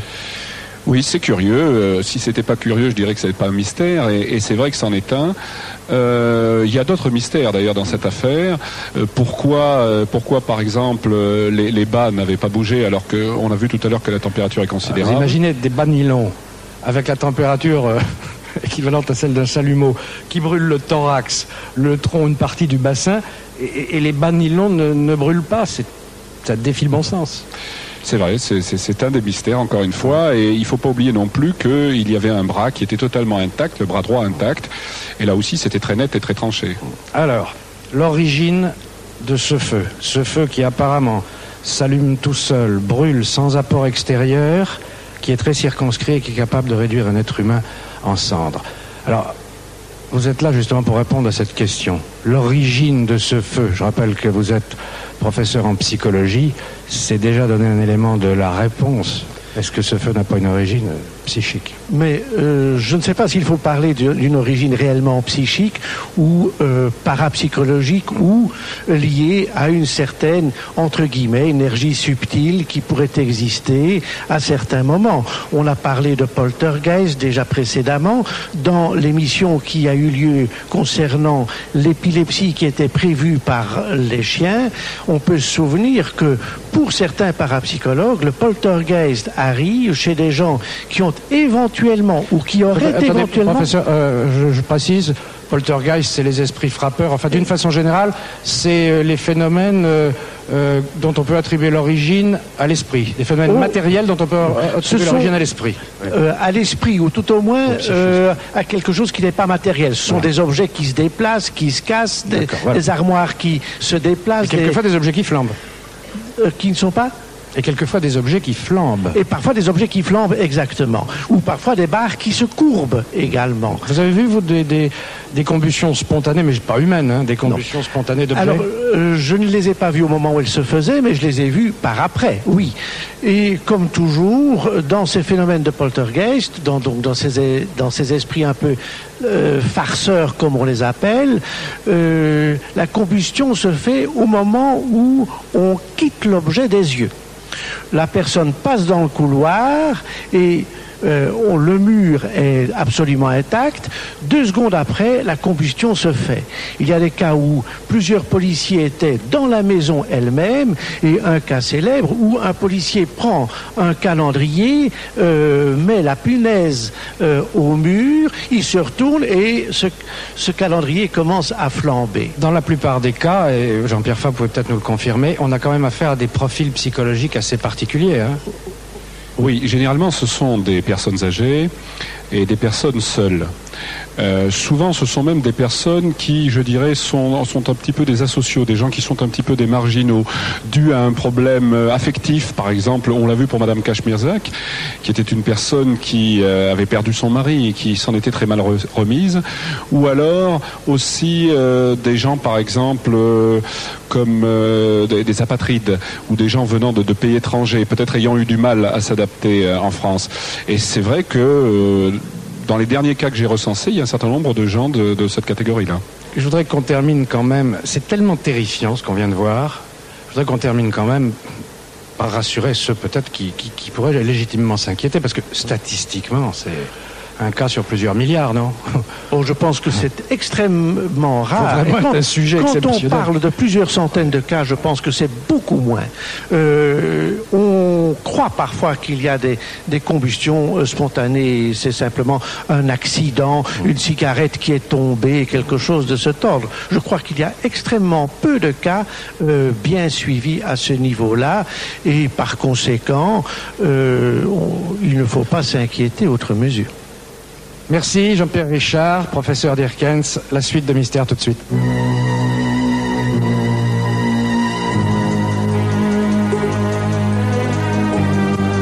Vous avez certainement entendu parler de ce que les chercheurs appellent une expérience de mort imminente, et dont bien sûr peuvent seuls témoigner ceux qui en sont revenus. Vous savez, ce phénomène de décorporation, de traversée d'un long tunnel avec au bout une lumière, et ce sentiment, paraît-il, de paix absolument ineffable qu'ont vécu tous ceux qui ont pu témoigner sur cette expérience. Beaucoup de livres ont été écrits sur ce phénomène. Voici le dernier. Et ce livre, devinez qui l'a écrit, c'est notre ami Laurent Cabrol. Laurent Cabrol des Marches de la Gloire. Et pourquoi? Eh bien parce que Laurent, quand il était enfant, a connu une telle expérience. Pour ce livre, il a rencontré des dizaines et des dizaines de personnes, et parmi ces personnes, Madame Bianchi, un nom qui vous dit peut-être quelque chose, dont voici l'aventure aux portes de la mort. Nous sommes le 20 octobre 1980 dans la banlieue parisienne. Monsieur et Madame Bianchi viennent de dîner avec des amis au restaurant. Ils vont raccompagner Pascal, un ami de leur fils, qui habite près de chez eux.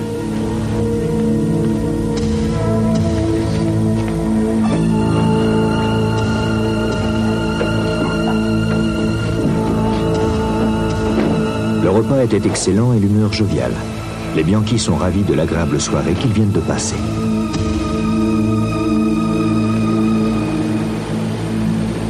Il a plu quelques heures auparavant et M. Bianchi conduit prudemment, car la chaussée à certains endroits est encore glissante.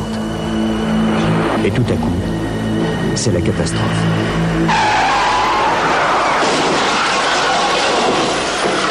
Pascal, qui était assis à l'arrière, n'est pas blessé. Il va pouvoir sortir de la voiture.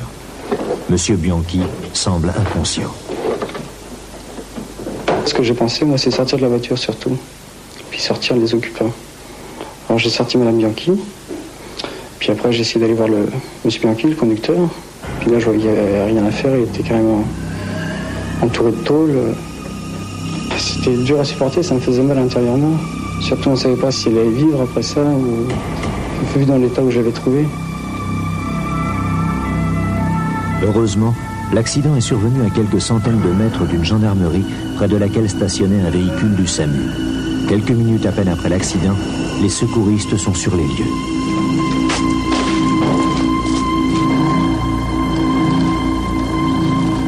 Madame Bianchi semble gravement blessée et Pascal est très inquiet. Bougez les jambes. Allez, il faut réagir un peu. Bougez cette main, il faut réagir un peu. Tout le temps après, il y a le SAMU, les pompiers, les gendarmes qui sont arrivés. Madame Bianchi a parlé un petit peu. Puis c'était très vite en fin de compte. J'ai pas eu le temps de voir l'état dans lequel elle était. Ouvrez les yeux. Madame Bianchi est emmenée en ambulance et c'est sur le chemin de l'hôpital qu'elle va vivre une expérience extraordinaire. Un voyage fantastique. Serrez-moi la main là. Serrez-moi la main.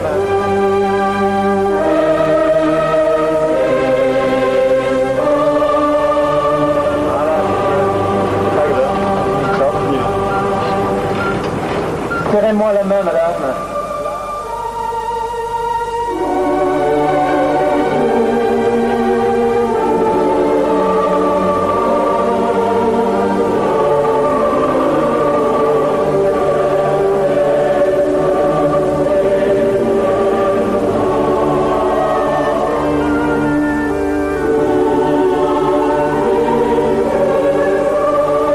Il y avait une grande clarté, mais pas une lumière telle qu'on l'entend au point de vue lampe, éclairage, etc. C'était plutôt comme un brouillard lumineux. Je ne peux pas vous dire s'il avançait sur moi ou si c'est moi qui avançais sur lui, je ne peux pas vous dire. Je n'ai vu personne, j'avais l'impression de ne pas avoir de corps, et pourtant j'avais un sentiment, je ressentais quelque chose. La sensation, c'est d'être très léger, dans un bien-être total, une quiétude extraordinaire. C'était pas dans mon corps que j'étais bien, puisque je le ressentais pas. C'était dans mon esprit, cette tranquillité, et puis cette légèreté. Je regrette de ne pas pouvoir mieux vous l'expliquer. Mais franchement, je regrette parce que j'aimerais vous le partager. Et je peux pas. À l'instant où j'ai repris conscience dans le couloir de l'hôpital, je sais que je me suis dit, il faut tout recommencer. J'ai eu la sensation d'avoir vu quelque chose sans l'expliquer. Je ne me le suis pas expliqué, puis je n'ai pas cherché d'explication. C'est resté quelque chose de mystérieux, puis quelque chose qui m'était très intime en fait. J'ai pas voulu en parler, je n'en ai parlé à personne. Je ne voulais pas qu'on me prenne pour quelqu'un de fou, mais après la vision de la mort change d'aspect. Je ne la crains pas. Pendant ce temps-là, les pompiers tentent de dégager M. Bianchi de l'amas de tôle dont il est prisonnier. Il est inconscient, sa vie est en danger.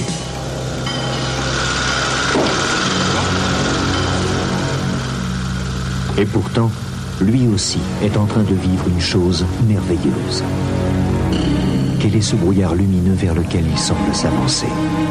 Il ne ressent plus aucune douleur. Il glisse calmement vers cette lumière qui l'attire.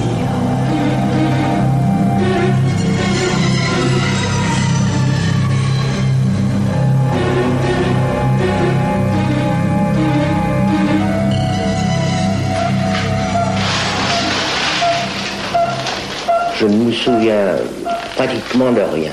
J'ai dû avoir un coma une perte de connaissance, je ne sais pas, je ne suis pas assez qualifié pour en parler, mais c'est à ce moment-là seulement, que je me suis senti très bien. Ensuite, quand on m'a emmené à l'hôpital, j'avais l'impression de voler au-dessus des gens. Je voyais quelqu'un qu'on opérait, mais je ne peux pas dire que c'était moi. Ça a duré, je ne sais pas, disons 15-20 secondes de voir toutes ces personnes autour de cette personne que je n'ai pas reconnue en fait. Je me suis évadé, disons, pratiquement du corps pour partir. J'étais très très bien. Alors, je me voyais dans un tunnel, dans une grande voûte, quelque chose comme ça. La sensation, c'est comme les parachutistes qui ont les jambes et les bras écartés. Et je volais vers une espèce de lumière intense, diffuse et complète. Et je me sentais bien. Je me sentais léger et je me sentais très très bien. Parce que je pensais que ce bout de tunnel allait m'amener voir mon fils que j'avais perdu il y a quelque temps. Et je pensais que j'allais vers lui. Mais je vous assure, on est très très très très très bien. Sincèrement, j'ai pas l'impression d'avoir rêvé. C'est une sensation que j'ai ressentie profondément. C'était vous, ça. Vous vous sentez léger, bien. Je ne sais pas. Je ne peux pas l'expliquer. Ce qui est incroyable, c'est que monsieur et madame Bianchi ne sont pas les seuls à avoir vécu cette merveilleuse expérience au seuil de la mort. Des centaines de personnes ont fait et décrit un voyage identique. Les époux Bianchi ont vécu une sortie du corps, le passage dans un tunnel, la perception de lumière, la présence, la vibration de cette lumière. Ceci, ce sont les caractéristiques les plus communes et je pourrais dire essentielles de l'expérience au seuil de la mort. Tout comme M. Bianchi, un nombre important de personnes sont sorties de leur corps, sont allées la plupart du temps au plafond et observent ce qui se passe dans l'environnement immédiat, c'est-à-dire la salle de réanimation. Devant la multitude des témoignages, le corps médical commence à s'intéresser à ce mystère. Les époux Bianchi ont vécu un traumatisme grave et ils relèvent et révèlent une expérience intéressante, troublante. Il s'agit d'avoir une attitude pragmatique, il s'agit d'avoir une attitude de recherche afin ensuite de pouvoir modifier notre attitude et notre comportement de médecin vis-à-vis de ses patients. Comment expliquer cette expérience? S'agit-il d'une hallucination liée à une réaction chimique du cerveau ou d'un réel voyage dans l'au-delà? Nul ne le sait encore. Mais pour tous ceux qui sont entrés dans ce tunnel de lumière, plus rien n'est comme avant.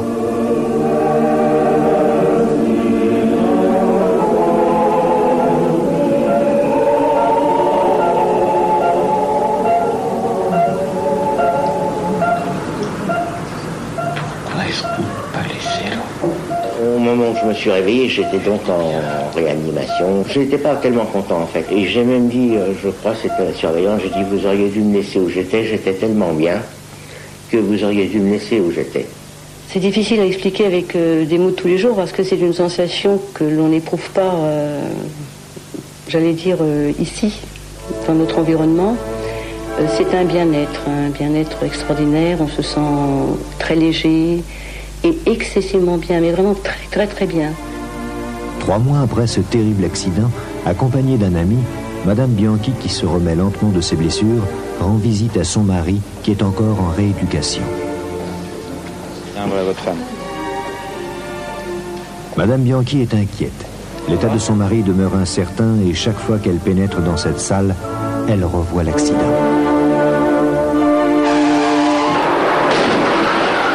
Vous êtes sûr que ça va? Vous voulez pas vous asseoir? Non.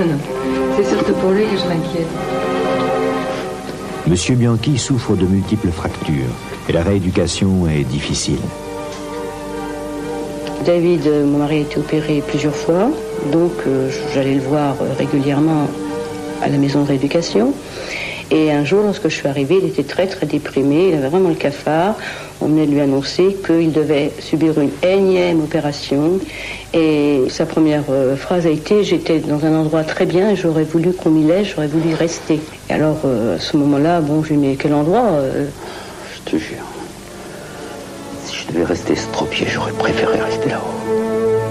J'étais bien là-haut. T'étais comment là-haut? Et c'est ce jour-là que Monsieur et Madame Bianchi comprennent qu'ils ont vécu la même expérience après la collision. Avec émerveillement, ils vont se raconter les détails de ce périple étrange qui leur a laissé un souvenir éblouissant. Ouais, une lumière. Elle m'a dit, mais effectivement, moi aussi j'ai eu le même truc, c'était une espèce de grande voûte, alors on est resté 1 heure en fait à parler, à palabrer là-dessus, mais on a raconté l'histoire à personne, parce que les gens vont dire, celui-là, il faut l'emmener en Asie, c'est pas facile.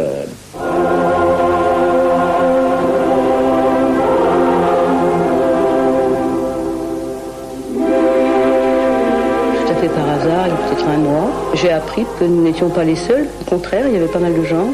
Et que ce sentiment, ces sensations que je croyais qui nous étaient très très personnelles et qui ne nous appartenaient qu'à nous, en fait, étaient partagées par beaucoup de gens.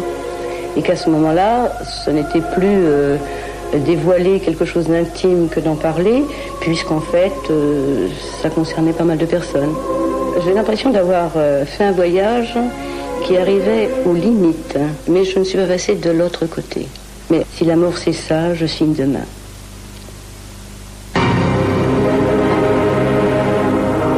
Où sont-ils allés? Qu'y a-t-il au bout de ce tunnel? Là est le véritable mystère.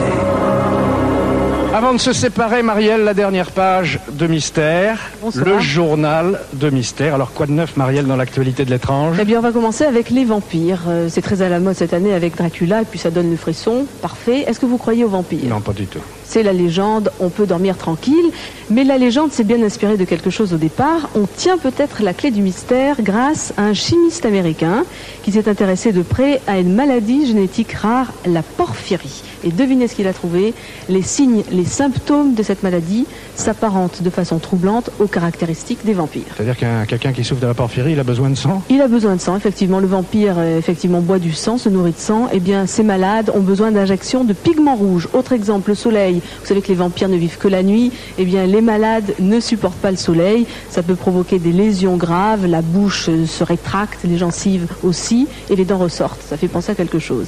Et puis l'ail, vous savez que l'ail fait fuir les vampires selon la légende. Ce n'est pas un hasard, car l'ail contient une substance qui aggrave la maladie. Ces ressemblances sont tout de même troublantes. Alors aux États-Unis, ces révélations n'ont pas laissé indifférents. Certains ont d'ailleurs fait l'amalgame en comparant ces pauvres gens à des monstres. Bon, maintenant que vous avez complètement démystifié Dracula, la page suivante du journal. La loi des séries. Vous connaissez la loi des séries, les jours où tout va mal, vous savez, on accumule les petits bobos, les petits incidents, on se dit, un malheur n'arrive jamais seul, jamais 203, et puis on attend que ça passe. Il y a des coïncidences, incontestablement. Mais ces coïncidences sont-elles seulement le fruit du hasard, ou bien ont-elles une signification? Dans ce cas-là, le phénomène s'appelle, le mot est un peu barbare, la synchronicité. Vous voulez sûrement un exemple? Oui. Vous allez être servi, c'est tout à fait troublant. Les coïncidences dans la vie de 2 personnages clés de l'histoire des États-Unis, Abraham Lincoln et JF Kennedy. 16e président des États-Unis, Abraham Lincoln fut élu en 1860. C'est exactement 100 ans plus tard que John Fitzgerald Kennedy accéda à la présidence. Ils furent tous deux assassinés un vendredi en présence de leurs épouses qui, toutes les deux, ont perdu un enfant durant leur séjour à la Maison-Blanche. Lincoln fut abattu d'une balle dans la nuque. Kennedy fut assassiné de la même façon lors d'un défilé officiel à Dallas.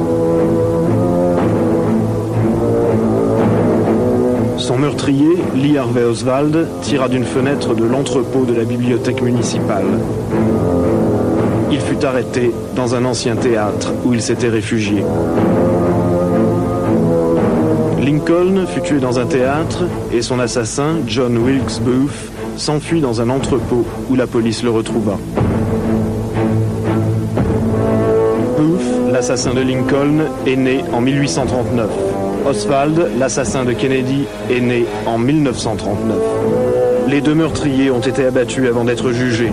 Refusant de se rendre, Booth fut tué par la police. Oswald fut assassiné par Jack Ruby lors de son transfert de prison. Les successeurs des 2 présidents se nommaient tous 2 Johnson. Andrew Johnson et Lyndon Johnson étaient originaires du sud des États-Unis. Tous deux étaient sénateurs du même parti démocrate. Tous deux sont morts 10 ans après leur accession à la présidence. Ils sont nés respectivement en 1808 et en 1908. La secrétaire du président Lincoln s'appelait Emily Kennedy. La secrétaire du président Kennedy se nommait Evelyn Lincoln. Une étude numérologique souligne d'autres coïncidences. Les noms des deux présidents comportent 7 lettres. Les noms de leurs successeurs comportent 13 lettres. Quant aux assassins, leurs noms comportent tous les deux 15 lettres. Un dernier détail insolite. La voiture dans laquelle Kennedy fut assassiné était une Lincoln décapotable. Alors là, effectivement, devant une telle quantité de coïncidences, ça devient peut-être difficile de parler de hasard. Quoi d'autre? Les voix des femmes se font plus graves. Ça veut dire qu'elles se masculinisent? Oui, c'est une façon de voir. En un demi-siècle, le changement de ton est considérable, si l'on en croit les travaux de chercheurs australiens. Alors, ils ont travaillé sur des voix de femmes de tous âges et de toutes catégories sociales. Le ton descend, devient plus grave, en fonction de l'évolution de la femme dans la société. Mais on sait pourquoi? Eh bien, écoutez, non, pas franchement, mais enfin, une façon de voir les choses, c'est la voix des années 90, signe de maturité et d'autorité, pourquoi pas? Eh bien, messieurs, nous ne sommes pas sortis de l'auberge. Alors attendez messieurs, vous n'allez pas être en reste avec un drôle de remède contre la calvitie, le chant électrique. Les expériences menées depuis 3 ans en Italie et aux États-Unis sont prometteuses. Alors comment ça marche? On place un champ électrostatique sur la chevelure, ça permet une meilleure assimilation du calcium et par conséquent la repousse du cheveu. Regardez, on a tenté l'expérience sur 2 têtes bien connues. Et le résultat est plutôt pas mal. Simplement, bon, beaucoup vont en rêver. On les reconnaît pas du tout. Oui, voilà. Beaucoup vont en rêver, mais le taux de réussite reste encore un petit peu vague. Marielle, merci. Bonsoir. On se retrouve naturellement dans un mois. On vous retrouve, vous aussi, dans un mois pour Mystère. Mais attendez, j'ai encore 2 informations à vous donner. Si vous désirez assister à l'émission, 3615 code TF1. Et puis si vous avez des histoires étranges, extraordinaires, mystérieuses à nous adresser, vous les envoyez à l'adresse que vous voyez s'inscrire sur votre téléviseur. Boîte postale 2008 92 518 Boulogne-Cedex. Merci d'être resté avec nous et on se retrouve naturellement pour d'autres mystères dans un mois. Bonsoir.